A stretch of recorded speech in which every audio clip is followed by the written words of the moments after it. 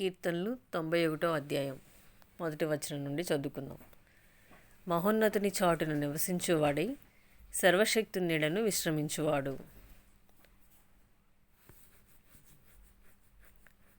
2వ వచనం. ఆయనే నాకు ఆశ్రయము, నా కోట, నేను నమ్ముకును నా దేవుడని యెహోవాను గూర్చి చెప్పుచున్నాను.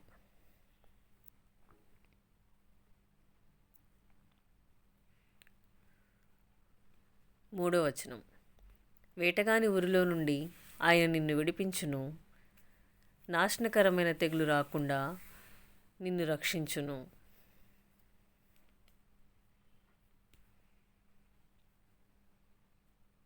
4వ వచనం. ఆయన తన రెక్కలతో నిన్ను కప్పును, ఆయన రెక్కల కింద నీకు ఆశ్రయము కలుగును.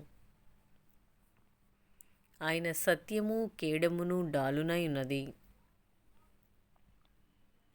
5వ వచనం. రాత్రి కలుగు భయమునకైనను, పగటివేళ ఎగురు బాణమునకైనను. 6వ వచనం.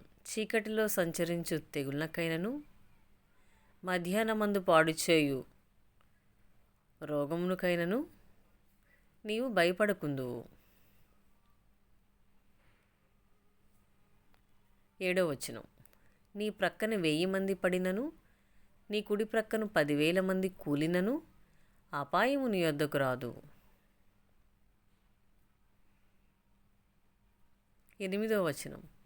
నీవు కన్నులారా చూచుచుండగా భక్తిహీనులకు ప్రతిఫలం కలుగును. 9వ వచనం. యెహోవా నీవే నా ఆశ్రయము అని నీవు మహోన్నతుడైన దేవుణ్ణి నీకు నివాస స్థలముగా చేసుకొని ఉన్నావు.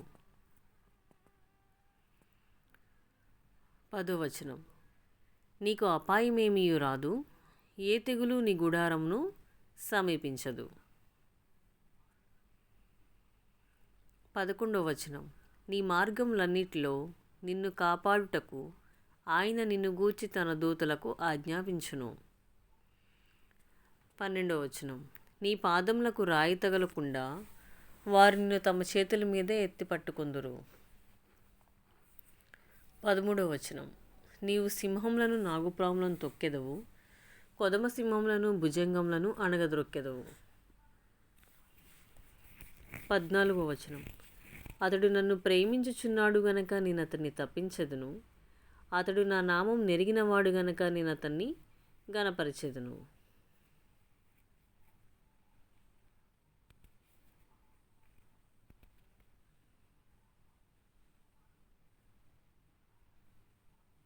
ఆమేన్.